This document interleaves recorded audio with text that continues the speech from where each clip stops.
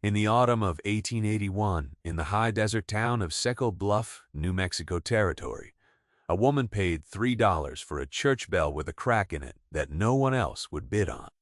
She was 27 years old, just arrived by wagon from the San Juan Mountains, with a satchel of tools, a dead man's notebook, and $41 remaining to her name. Her name was Nora Vane.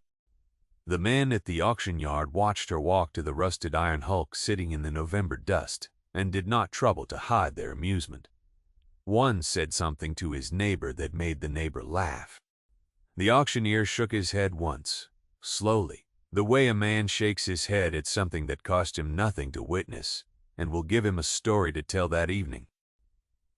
The bell had been cast in Philadelphia in 1849, and hauled across the territory by ox team to serve a mission church that burned to its stone foundation before a single congregation gathered inside it. For 32 years, it had sat in the yard of the Seco Bluff Land Office, listed in the county inventory as damaged property, too large to move cheaply and too cracked to ring. Every spring, the assessors noted it. Every spring they moved on. It appeared in each annual ledger the same way a permanent fixture appears, taken for granted by everyone who passed it and studied by no one. The crack ran from the lip to the shoulder, a jagged seam, the width of a finger on the eastern face. When the auctioneer's assistant struck it with a rod, the sound it made was a flat, lopsided clank, the sound of something broken past the point of remedy. The men in the yard laughed. The auctioneer himself, a short man named Burkett, with a tobacco-stained beard, called out that the lady was welcome to it and asked if she needed help loading her new doorstop. Another man called that she had overpaid. Several others agreed with the easy certainty of men who have decided something is worthless and are comfortable in that decision. She did not answer any of them.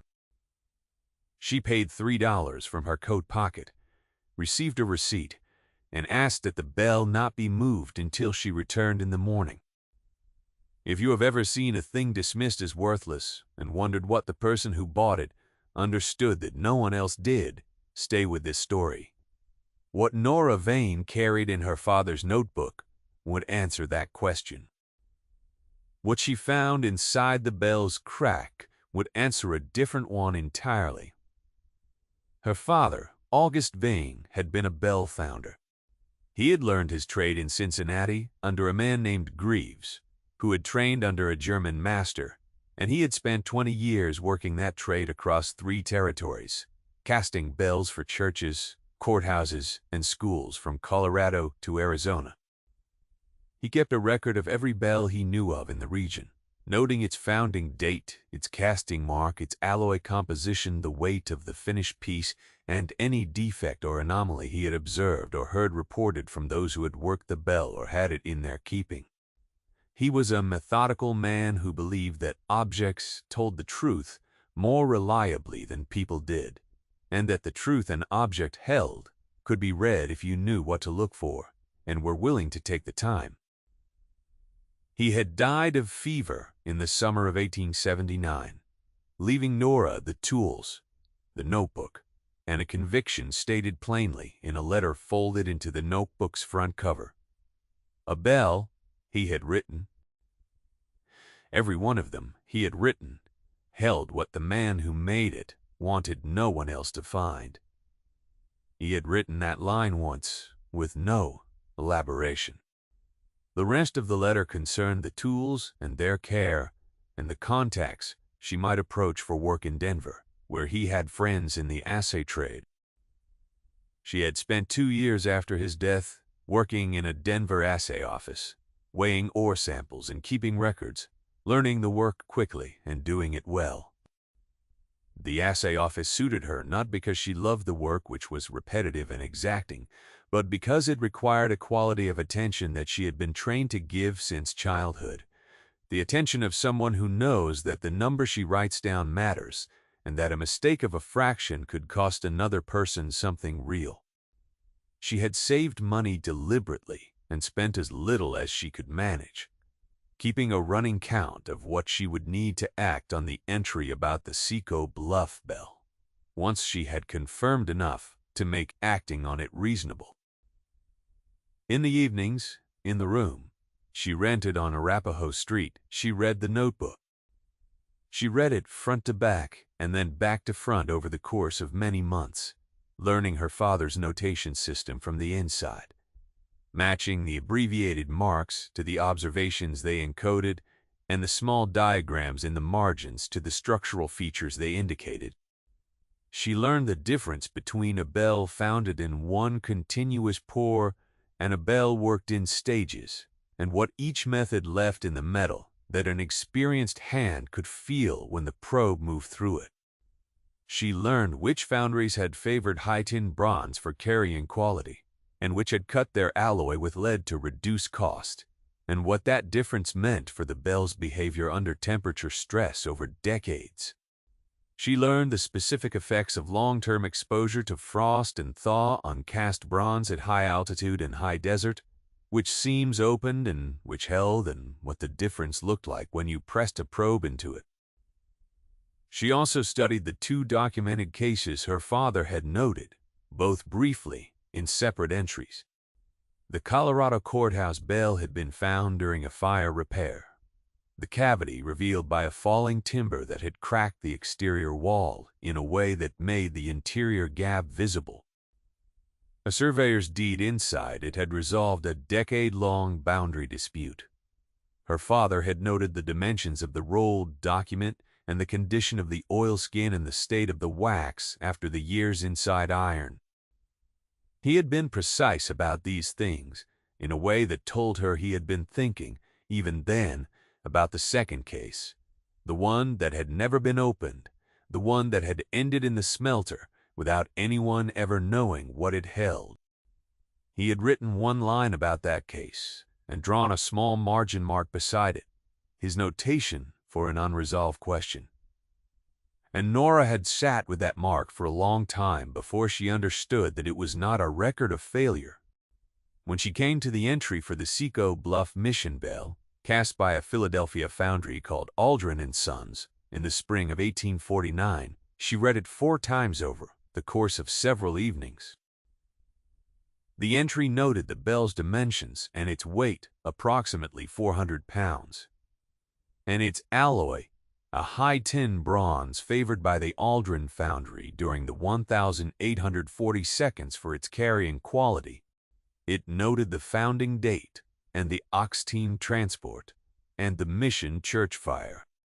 Then, in smaller script at the bottom of the entry, written in a different ink and clearly added after the main entry, her father had put down a single observation, in smaller script and a different ink. Aldrin bells of this period, cavity wall filling recorded in 2 documented cases. Contents unknown. Bell never opened. She had asked the Denver Land Records Office about the Seco Bluff bell the following week, requesting a copy of the county inventory listing. 3 months of correspondence, including one inquiry forwarded to Santa Fe, confirmed that the bell was still in the land office yard, still listed as damaged property, and had not been sold or moved.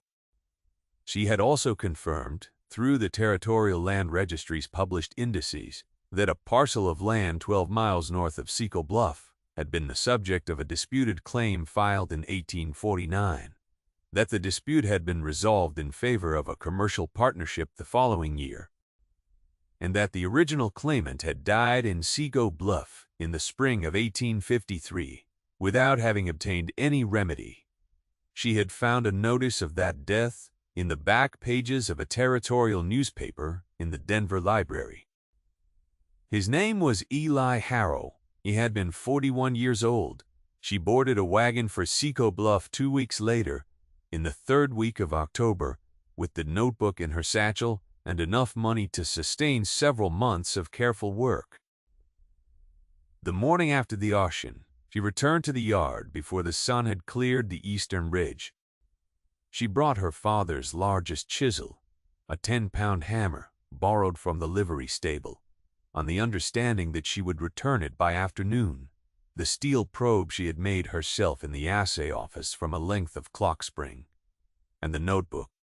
The bell sat where it had sat for 32 years, its iron mounting brackets corroded to a dark reddish brown, a skin of fine dust covering its upper curve, the crack on its eastern face a dark irregular line against the dull bronze. The yard was empty at that hour. The land office would not open for another 2 hours. A crow sat on the fence post at the yard's far corner and watched her arrive, and after a moment flew off to the north, and after that she was alone. She walked around the bell once, slowly, without touching it, the way her father had taught her to approach anything she intended to open. She read its exterior surface the way another person reads a page, looking for what had been done to it, and when, for the marks of handling and weather and time, for the difference between what was original and what had been altered. A person in a hurry did not do this. A person in a hurry looked for the crack and started chiseling. Her father had not been a person in a hurry, and she had learned from him that the preliminary red was where the real information was. The crack was not a flaw of use. That was what she confirmed, kneeling at the eastern face and running the steel probe along the inner edge of the seam. A crack produced by a fall or a striking blow bore. A specific interior profile, a fracture pattern that spread unevenly from the point of impact and pressed the edges apart in a way that was consistent with the direction of force. This crack was uniform along its length. The inner margins were worn smooth in a way that exterior weathering alone did not produce. Someone had worked this seam before. Someone had opened it at some point in the distant past, resealed it imperfectly, and let time and weather do the rest. The imperfect seal had worked loose. The eastern face had been breathing, very slightly, for years. She set the chisel at the lip of the crack and struck it once, carefully and without force, and listened to what the bronze did when the metal shifted.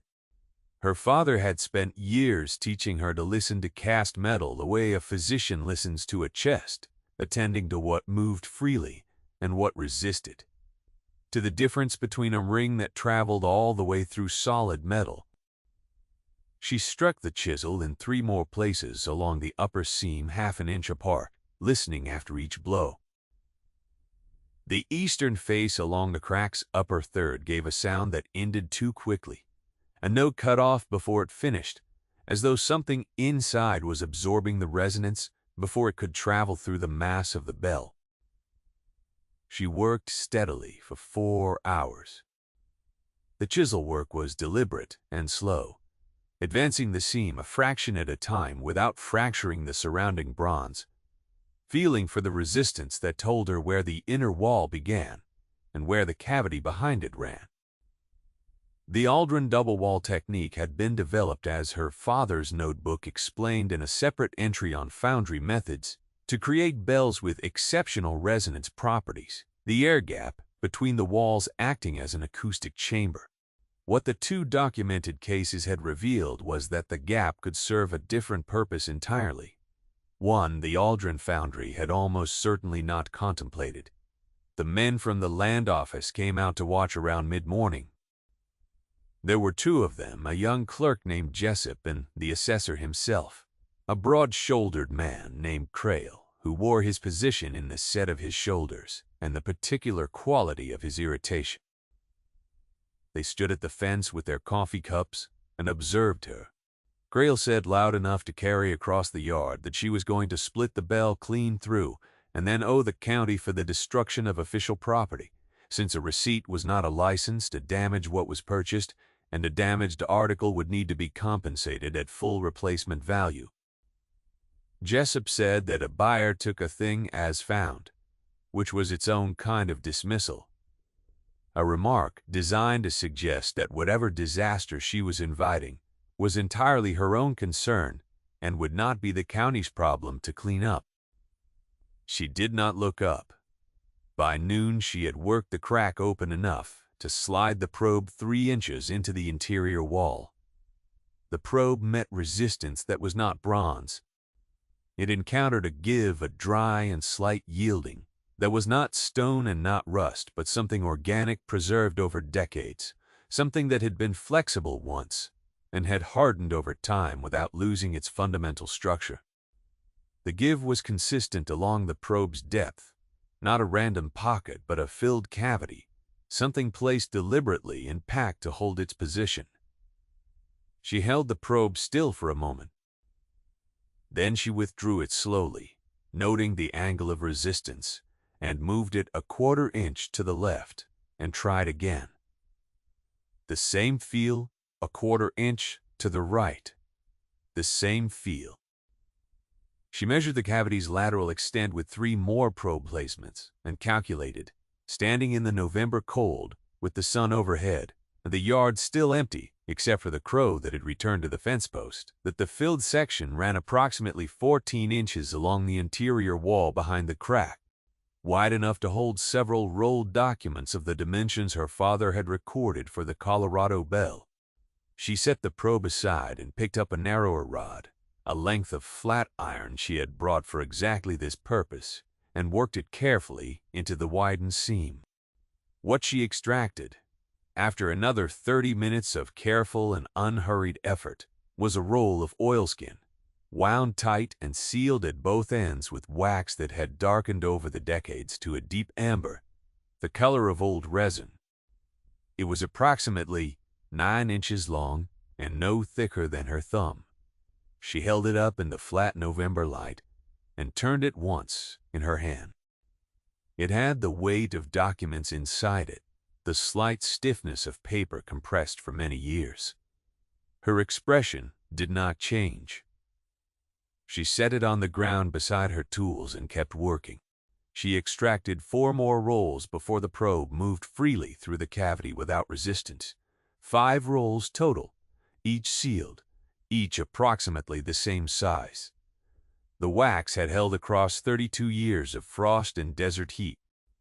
She counted them twice, then lined them up on the ground beside her tools and looked at them for a moment, and then picked up her satchel and her tools and walked to the fence and asked Crail to have someone watch the bell until she returned.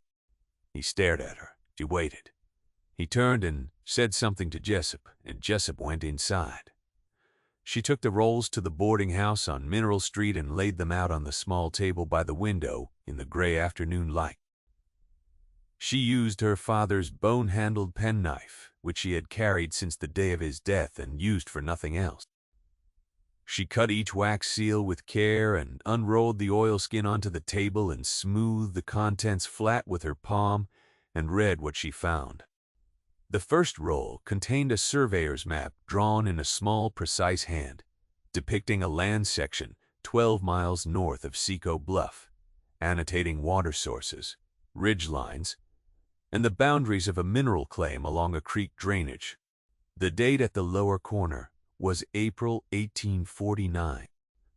The second roll contained a deed of conveyance, transferring that same section from Eli Harrow to a named partnership of 3 men for the sum of $200, with payment in installments over 5 years, signed and witnessed in June of 1849. The third roll contained a letter signed by Eli Harrow, written in a careful, slow hand. The first 3 paragraphs described the land sale in terms matching the deed precisely. The 4th paragraph stated that the installment payments had ceased after the first year, and that when Harrow went to the Territorial Land Office in Santa Fe to register a default claim and present his deed, he was told the deed on record showed a transfer price of $2 and contained no installment provision. The deed they held bore his signature. It was not the deed he had signed. He did not know how it had been replaced or when. And the land office clerk he had spoken to had given him no assistance and had suggested he consult an attorney. And the attorney he had found had told him that without the original deed he had no claim that the court would entertain. That it was the filed copy that was the forgery. The fourth roll contained the original territorial filing receipt, stamped and numbered, issued to Eli Harrow at the Santa Fe Land Office on the date of his filing in the summer of 1849. The stamp was clear. The fifth roll was a second letter from Harrow, undated, written in a different and smaller hand than the first, the letters compressed and uneven. It said only this: "I have placed these here because the bell will go where men with paper cannot follow it. What is sealed in iron holds longer than what is kept in a ledger that other men control. If anyone reads this, the land was meant for my daughter Ruth, and the debt on it was never paid." Nora sat with those 5 documents in front of her as the room went dark around her and the light outside fell away. She did not light the lamp. She sat in the graying dark and thought about a man who had understood that he could not trust the systems that were supposed to hold the truth, who had tried every avenue available to him and had found each one closed, and who had at last put his evidence into the only vault he could find that was outside those systems' reach, and sealed it with wax, and let the bell carry it. He had been right that iron holds longer than a ledger in the hands of men who have reasons to change it. He had been wrong about whether anyone would come. He had not had reason to believe anyone would. Someone had come. It had taken 32 years, and a dead man's notebook, and 2 years, Denver assay office, and a $3 bid on a November morning, but someone had come. She thought about the attorney who had told Harrow he had no standing without a filed original, and whether that attorney had believed what he said, or whether he had been paid to say it, and decided it did not matter now. The outcome had been the same either way. She thought about the land office clerk who had told Harrow the deed on record was the controlling instrument, and whether that clerk had been a party to the fraud or simply a man delivering information as he understood it, and decided that did not matter now either. She had confirmed that morning in the county death records at the courthouse that Eli Harrow had died in Seco Bluff in April 1853. She had confirmed from the town ledger at the library that a woman named Ruth Harrow, born 1847, was currently a resident of the town. She operated a laundry on the south end of Cali Grande. She was 34 years old. She had been 7 when her father died. She had grown up in the same town where the wrong had been done and had lived her adult life a mile from the bell that held the evidence and had never known it was there. Patience outlasts cruelty. It does not always feel that way when you are living inside the weight. But the record is clear.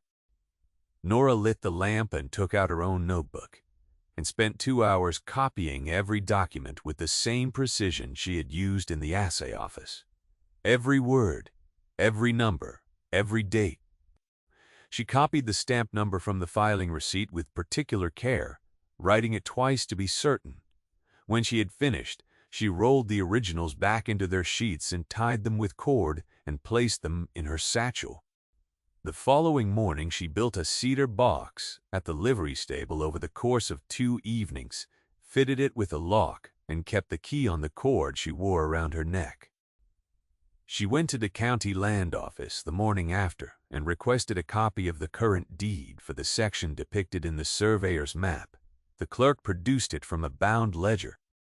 The section was held by a corporation called Seco Bluff Mineral Partners, registered in Santa Fe.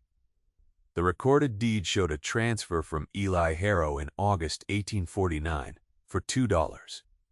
No installment provision. No named witnesses, matching those on the June deed she held. She wrote to the Santa Fe Land Registry that afternoon, requesting confirmation of the stamp number sequence issued in the summer of 1849, and of whether any corresponding entry existed in the bound filing ledger for that year. The reply took 11 days.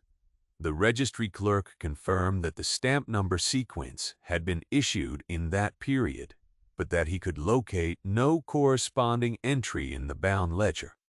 The page or pages that would have contained that entry were He wrote in the careful, neutral language of a man who is reporting a fact without wanting to describe what it implies, not present in the current binding. She took the reply to the office of a lawyer named Aldama, who kept rooms above the dry goods store, and who had, according to her landlady, a habit of accepting clients that the larger offices preferred not to be associated with. She laid the copied documents on his desk, along with her own notebook, open to the relevant pages, and the registry clerk's letter. Aldama read everything twice without speaking. Then he set it all down and looked at her across the desk. "The bell," he said. "I have it," she said. "The oilskins are intact. The wax seals on 3 of the 5 are undisturbed. The other 2 I opened to read and can describe the condition of in full detail. The cedar box has not been out of my keeping since I built it." He picked up the copy of the filing receipt and looked at the stamp number for a long moment. The partnership that received the original deed in 1849 was the founding entity for Seco Bluff Mineral Partners, he said. The principals are on record in the Santa Fe Incorporation papers. 2 of them are still conducting business in the territory. "I know," Nora said. "I read the incorporation papers at the library 3 days ago." He was quiet again, turning over the registry clerk's letter. "What is it you want from this, Miss Vane?" "I want Ruth Harrow to have what her father sold and was never paid for," she said. "What the land is worth and what the law provides for the years she went without it.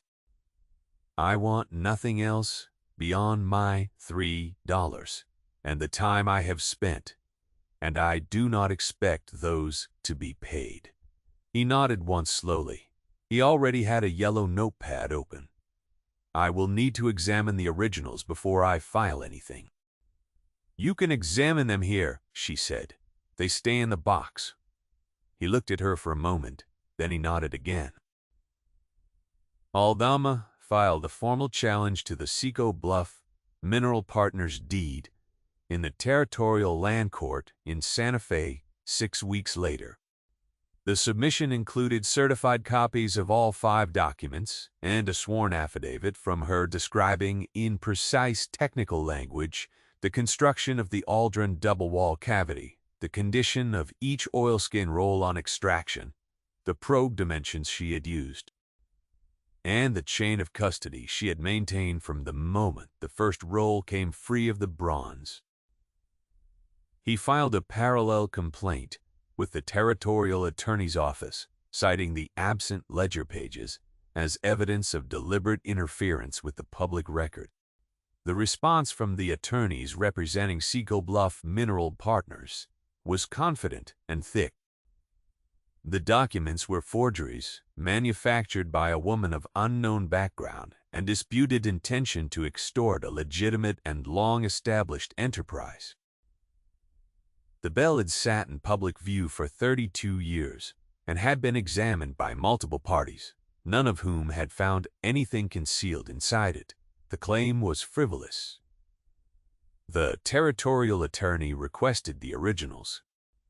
Nora carried them to Santa Fe herself in January of 1882, on a dry, cold morning with frost still on the desert ground, the cedar box inside her coat against her body for the length of the stage ride.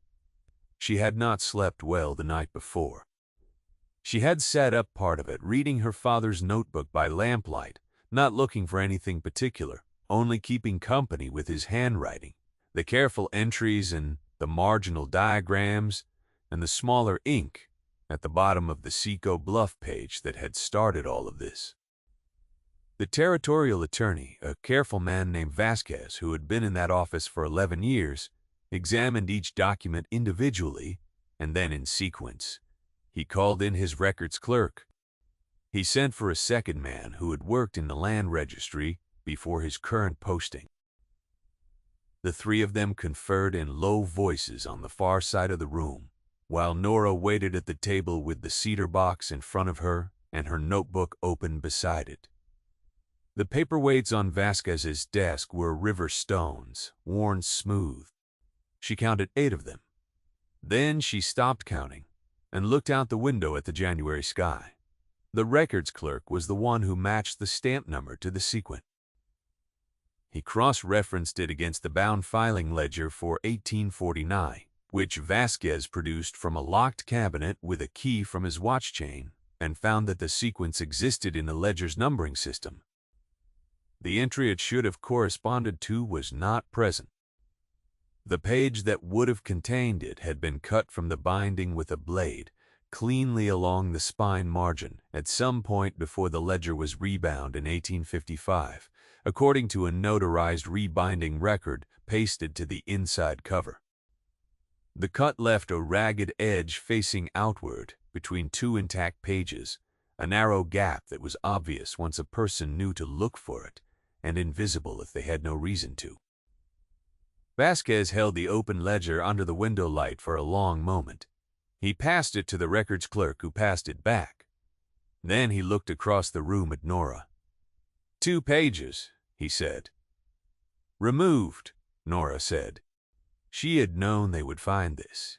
She had known it since the registry clerk's letter, 11 days after her filing.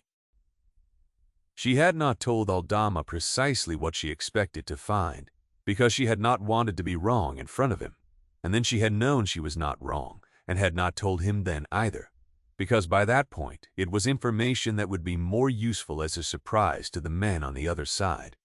2 pages removed from a bound ledger housed in the official territorial records room, accessible only to employees and officers of the territorial administration.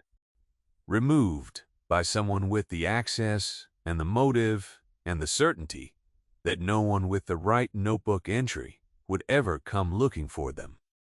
Removed in the belief that a man without money or powerful connections or the right kind of name could be made to disappear from the record as cleanly as 2 pages from a binding, and that the bell they had not thought to open would hold only bronze. The attorneys for Seco Bluff Mineral Partners produced several more arguments over the following months.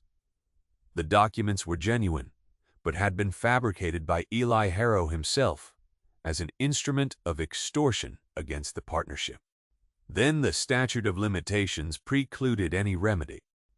Then when Aldama cited the territorial fraud exception, the statute argument was withdrawn and replaced with a lengthy submission on the practical disruption that correcting historical errors inflicted upon established commerce. The senior attorney wrote an especially long paragraph on this subject. Nora read it twice, in a copy Aldama sent her, and did not reply to it. The territorial court ruled in April of 1882. The deed held by Seco Bluff Mineral Partners was invalid.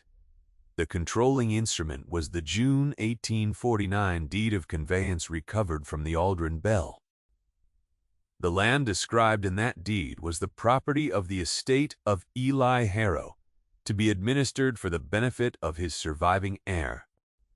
The court further found that the alteration of the territorial land record constituted fraud, and referred the matter to the federal attorney for the territory. She was in the 3rd row when the ruling was read. Aldama sat on one side of her.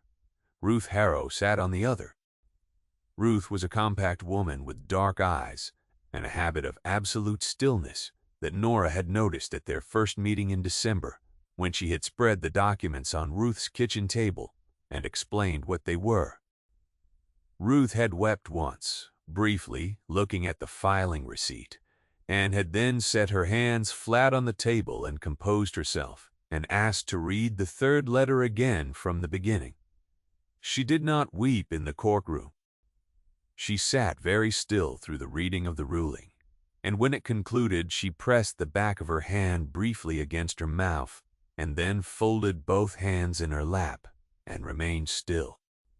Outside on the courthouse steps afterward, in the pale lateral light of a March morning, Aldama said something about the case being one for the territorial record books and one that would be cited in land fraud proceedings for the next generation. Ruth thanked him plainly. Then she turned to Nora. "How did you know to look inside it?" she said. There were several true answers to that question. The longest answer was her father's 20 years of careful records, and the 2 documented cases and the single line in smaller ink. The shorter answer was 2 years in Denver, reading everything he had written until she understood his notation and a letter to the Santa Fe registry, and the particular quality of attention that you develop when someone you trust has left you a notebook and told you by implication that the work of reading it carefully is worth your time. My father kept records of things other people overlooked, Nora said. I followed his notes. Ruth looked at her for a moment. The pale March light was cold and direct on the adobe walls and the bare cottonwoods along the street below. He would have liked knowing it came to something, Ruth said. Nora did not answer. There was nothing to add that the documents had not already said. The bell had already been sold by then. She had sold it in February, before the ruling, because she had known by February what the ruling would say. She sold it for $35 to a congregation in the Mimbres Valley that was raising a church and needed a bell and had no money for a foundry. The crack was repaired by a tinsmith named Pacheco in Las Cruces, a methodical man with 20 years of copper and bronze work behind him. Nora had sent him the relevant entry from her father's notebook by post, and he had written back to confirm that he knew the technique described and could execute it, and that a repair done correctly by this method would be stronger at the seam than the original casting. She trusted him to be right, because the notebook had not been wrong yet about anything she had followed from it. The bell was hauled south from Las Cruces to the Mimbres Valley in late May on a freight wagon with the repaired seam wrapped in oilcloth for the journey. The road south through the desert rough enough that the men driving the wagon checked the wrapping at each rest. It arrived in good condition. Pacheco had done the work as he had described it, a bronze inlay pressed and finished to a surface smooth enough that you had to know where the seam was in order to find it, and when he struck the repaired bell with a hammer in his yard to demonstrate the result before loading, the tone it gave was whole and even, carrying the way a healthy bell carries, with no dead note and no flattening at the seam. Nora had been present for that test. She had stood in Pacheco's yard in the early morning with the desert light coming flat and clean from the east and listened. And when the note finished, she had said nothing, because nothing needed to be said. The bell was raised into the new tower in June by 8 men working a rope and timber rig over 2 days, with a good deal of difficulty on account of the bell's weight and the modest height of the tower, and with no injury to anyone. It was hung on a Saturday, and it rang for the first time the following morning, in clear weather, with the valley spread below, and the hills rising on 3 sides, and the sky the deep southwestern blue that comes in early summer before the monsoon. The sound it made was full and even and without flaw. It traveled out across the valley floor and came back from the hills deepened by distance and changed by the stone faces, a different sound than it had made in the Seco Bluff yard. A different sound even than it had made in Pacheco's yard on the morning of the test, because now it had its proper height and its proper landscape, and the landscape answered it. Several families in the valley said afterward that they had heard it from their fields and stopped what they were doing to listen. One woman, whose household had been in the valley for 15 years, said that she stood in her kitchen doorway and listened until the sound stopped, and then stood a while in the silence that followed, because the silence was different now, shaped by what it had held. You could not have explained that precisely. Some things changed the world around them simply by being in the right place, making the sound they were made to make. Nora heard about it in a letter from Ruth Harrow sent in August, after Ruth had driven down to the valley herself to hear it. The letter was short and plain. It said the bell had sounded well, and that her father, who had believed in the worth of what he was owed in New Mexico and had not lived to see anyone else share that belief, would have approved. Nora read the letter twice at the small table in a Tucson boarding house where she was lodging that month. She folded it carefully and placed it in the front cover of her father's notebook, next to his letter, and put the notebook in her satchel beside the cedar box, which she was using now for her own accumulated documents. The land registry copies and certified correspondence and sworn statements that collected around you when you made a practice of looking carefully at what others had decided there was nothing to find. There was a new entry in the notebook, written in her own hand using her father's notation and his abbreviated marks, and the same smaller ink for the observations that wanted to be preserved, but not stated outright. It concerned a cast-iron freight wagon safe that had been removed from railroad service in 1877 and sold at a clearance auction in Albuquerque in 1882. Her father had written a single line about that safe in pencil. Near the end of the notebook, the letter slightly hurried, the notation compressed, as though the thought had arrived suddenly and he had not wanted to lose it before he could set it down.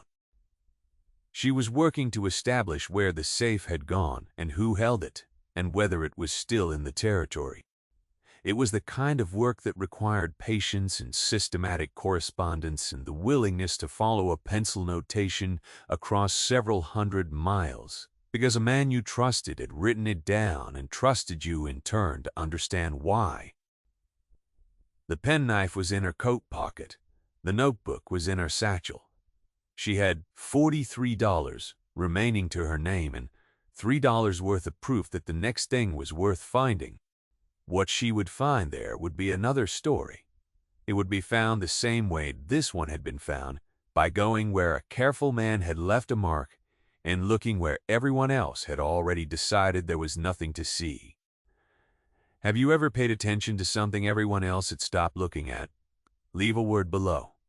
And if this kind of story holds you, there is another one waiting. This story is a work of historical fiction. The people, documents, and events depicted are invented. The Bell founding practices, territorial land record systems, and legal procedures described are drawn from the period's historical record.